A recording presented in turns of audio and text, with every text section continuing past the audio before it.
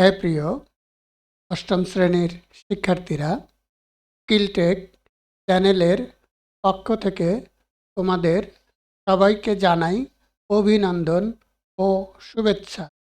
আমি মোহাম্মদ উকিল উদ্দিন আজকে তোমাদের প্রথম অধ্যায় অর্থাৎ প্যাটার্ন এই অধ্যায়ের 9 পৃষ্ঠার অনুশীলনী 1 বহু নির্বাচনী প্রশ্ন 1 থেকে 8 পর্যন্ত প্রশ্নের সমাধান নিয়ে আলোচনা করব।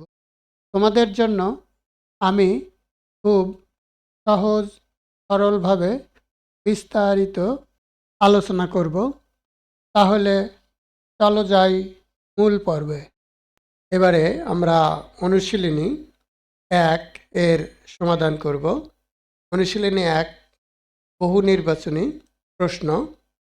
1 নম্বর প্রশ্নে বলা হয়েছে 3 ক্রমের ম্যাজিক বর্গ গঠনে 1 ম্যাজিক সংখ্যা হবে 15, 2 কেন্দ্রে ছোট বর্গক্ষেত্রে সংখ্যাটি হবে 5, 3 ক্ষুদ্র বর্গক্ষেত্রগুলোতে 1 থেকে 15 পর্যন্ত ক্রমিক স্বাভাবিক সংখ্যা বসানো থাকে।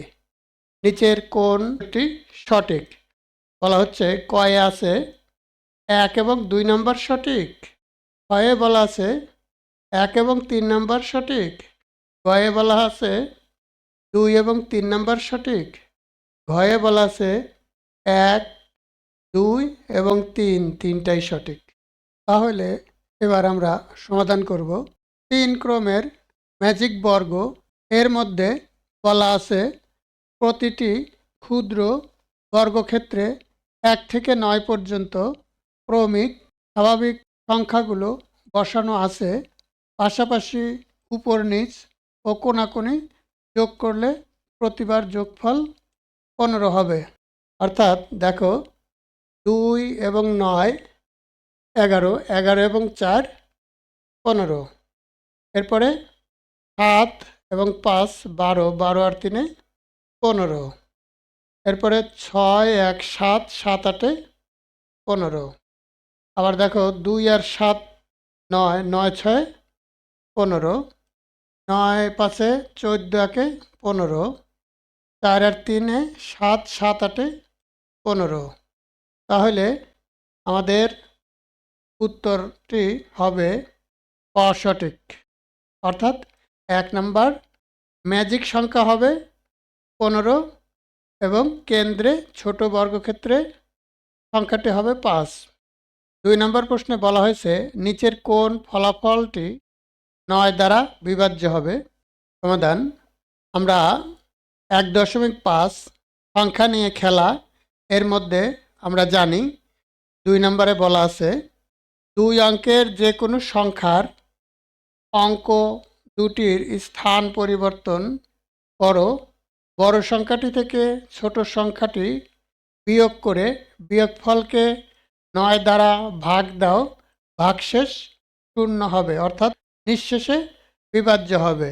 তাহলে দেখো আমরা যদি 52 এবং 25 যোগ দেই তাহলে 52 যোগ 25 তাহলে 77। আমরা 77কে 9 দ্বারা ভাগ দিলে নিঃশেষে বিভাজ্য নয়। আবার 527 যোগ 725 যোগ করলে আমরা পাই 1252।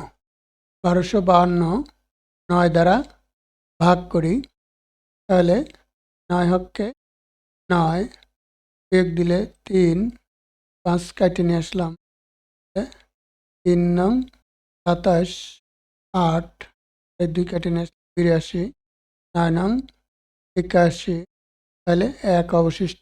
তাহলে এই সংখ্যাটি 9 দ্বারা নিঃশেষে বিভাজ্য নয়। এবারে দেখো গ নম্বরে 412 এবং 234 যোগ দিলে 6, 4, 6 9 দ্বারা বিভাজ্য কিনা আমরা দেখি। তাহলে 7 নং 63 যোগ দিলে 1, এরপরে আমরা এই 6 নিয়ে আসলাম, নামায় নিয়ে আসলাম, তাহলে 16 একে 9 থাকলো 7। তাহলে এই সংখ্যাটি 9 দ্বারা বিভাজ্য নয়। এরপরে দেখো 75 বিয়োগ 57, তাহলে 8 18। দেখো 18 সংখ্যাটি 9 দ্বারা বিভাজ্য, তাহলে 9 দুগুণ 18। ভাগশেষ 0, নিঃশেষে বিভাজ্য হলো। তাহলে আমাদের উত্তরটি হবে ঘ নম্বর। দেখো 3 নম্বরে বলা হয়েছে 9999 কোন বীজগণিতীয় রাশির শততম পদ? 99 ক যোগ 1, তাহলে দেখো আমরা যদি ক এর মান 100 ধরি, গুণন 100 যোগ 1, তাহলে 99 1।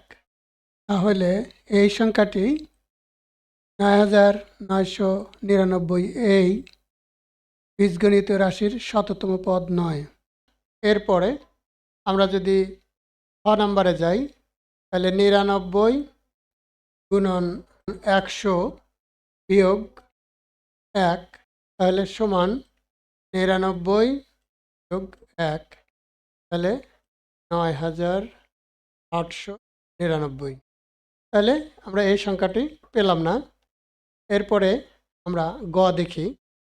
গয়ে বলা হয়েছে ক স্কয়ার যোগ 1, তাহলে ক এর মান যদি 100 হয়, ক স্কয়ার সমান 100 গুণন 100 যোগ 1, তাহলে 100 গুণন 100 সমান 10,000 যোগ 1, তাহলে 10,001। তাহলে এই সংখ্যাটিও 9999 এর শততম পদ নয়। 6 নম্বরে বলা হয়েছে যে ক স্কয়ার মাইনাস 1, তাহলে আমরা ক এর মান যদি 100 ধরি, 100 ক স্কয়ার সমান 100 গুণন 100 বিয়োগ 1, তাহলে 100 গুণন 100 সমান 10,000 বিয়োগ 1 সমান 9999। তাহলে আমাদের উত্তরটি ঘ নম্বর সঠিক। 4 নম্বর প্রশ্নে বলা হয়েছে ক সংখ্যক ক্রমিক স্বাভাবিক বিজোড় সংখ্যার যোগফল কত? ক এর উত্তর ক, খ 2ক বিয়োগ 1, গ ক স্কয়ার, ঘ 2ক যোগ 1। তাহলে আমরা এর সমাধান এর পূর্বেই জানছি। আমরা বইয়ের 4 নম্বর পৃষ্ঠায় প্রথম 10টি বিজোড় সংখ্যার যোগফল নির্ণয় করো। এই পর্বে ক সংখ্যক ক্রমিক স্বাভাবিক বিজোড় সংখ্যার যোগফল হবে ক স্কয়ার, অর্থাৎ বিজোড় সংখ্যার যোগফল। তাহলে আমরা যদি প্রথম বিজোড় সংখ্যা এবং দ্বিতীয় বিজোড় সংখ্যা নেই, তাহলে 1 যোগ 3, প্রথম বিজোড় 1, দ্বিতীয় বিজোড় 3, তাহলে সমান 4। 4 সমান আমরা 2 স্কয়ার লিখতে পারি, অর্থাৎ এটা একটি পূর্ণবর্গ সংখ্যা। আবার আমরা যদি প্রথম 3টি সংখ্যা নেই, তাহলে 1 যোগ 3 যোগ 5, তাহলে 9।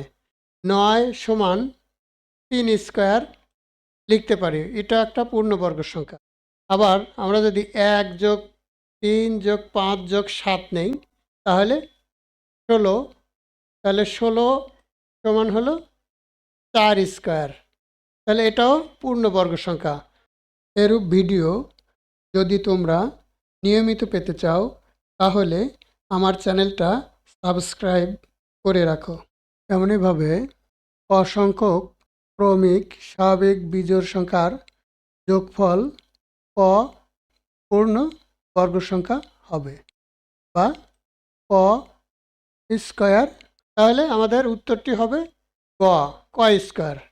5 নম্বর প্রশ্নে বলা হয়েছে 1 থেকে 100 এর মধ্যে কতটি সংখ্যাকে 2টি স্বাভাবিক সংখ্যার বর্গের যোগফল আকারে প্রকাশ করা যায়?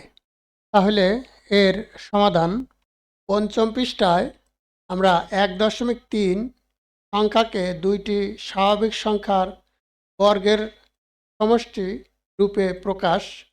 এই পর্বে বলা হয়েছে 1 থেকে 100-র মধ্যে 35টি সংখ্যাকে দুইটি স্বাভাবিক সংখ্যার বর্গের যোগফল হিসাবে প্রকাশ করা যায়। তাহলে আমাদের উত্তরটি হবে গ নাম্বার, সঠিক 35টি। নিচের উদ্দীপকের আলোকে 6 এবং 7 নং প্রশ্নের উত্তর দাও। অর্থাৎ এখানে একটা ম্যাজিক বর্গ দেওয়া আছে। এখানে ক এর মানটি কত হবে? 6 নম্বর প্রশ্ন, অচিহ্নিত স্থানে উপযুক্ত সংখ্যাটি কত হবে? দেখো 12 এবং 17 যোগ দিলে 29, 29 এবং 16 যোগ দিলে 45 হয়। তাহলে আমরা 45 পেলাম। আবার 14 এবং 13 যোগ দিলে 27, এর সাথে 18 যোগ দিলে 45 হয়। তাহলে আমরা বুঝতে পারলাম যে এই ম্যাজিক বর্গটি যেদিকেই যোগ দিব, উপর নিচ কোণাকুণি পাশাপাশি, প্রত্যেক ক্ষেত্রে 45 হবে।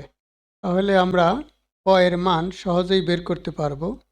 19 এবং 11 যোগ দিলে 30 হয়। তাহলে আমরা 45-এর মধ্যে 30 যদি বিয়োগ দেই তাহলে 15, বিয়োগফল 15। তাহলে উত্তর ক নম্বর সঠিক, ক এর মান 15 হবে। তাহলে 7 নম্বর, ম্যাজিক বর্গটির ম্যাজিক সংখ্যা কত? পূর্বেই জানছি, প্রতি ক্ষেত্রে যোগফল 45 হয়। তাহলে উত্তর ঘ নম্বর সঠিক। আমরা পাশাপাশি, উপর নিচ ও কোণাকুণি যোগ করলে প্রতি ক্ষেত্রে 45 পাবো। 8 নম্বর প্রশ্নে বলা হয়েছে প্রথম 3টি বিজোড় স্বাভাবিক সংখ্যার যোগফল একটি পূর্ণবর্গ সংখ্যা, বিজোড় সংখ্যা না মৌলিক সংখ্যা? নিচের কোনটি সঠিক? 1 এবং 2 সঠিক, খ 1 এবং 3 সঠিক, গ 2 এবং 3 সঠিক, ঘ 1, 2 ও 3 সঠিক। কোনটি সঠিক? এখন আমরা এর সমাধান করি। 4 পৃষ্ঠায় প্রথম 10টি বিজোড় সংখ্যার যোগফল নির্ণয়। এই পর্বে বলা হয়েছে প্রথম 3টি বিজোড় সংখ্যার যোগফল, অর্থাৎ 1 এবং 3 যোগ দিলে 4 হয়, 4 এবং 5 যোগ দিলে 9 হয়। 9 একটি পূর্ণ বর্গ সংখ্যা, অর্থাৎ 9 সমান আমরা 3 স্কয়ার লিখতে পারি। 3 স্কয়ার একটি পূর্ণবর্গ সংখ্যা এবং 9 এটি একটি বিজোড় সংখ্যা। তাহলে আমরা 1 নম্বরে পাচ্ছি পূর্ণবর্গ সংখ্যা এবং 2 নম্বরে পাচ্ছি বিজোড় সংখ্যা। তাহলে ক উত্তরটি সঠিক। আজকের পর্বে তোমরা যদি উপকৃত হও তবে আমার চ্যানেলটি অবশ্যই সাবস্ক্রাইব করবে, লাইক, কমেন্ট, শেয়ার দিয়ে তোমাদের মতামত জানাও। তোমাদের মতামত আমাকে নতুন ভিডিও তৈরিতে উৎসাহিত করবে। দেখা হবে পরবর্তী ভিডিওতে। আল্লাহ হাফেজ।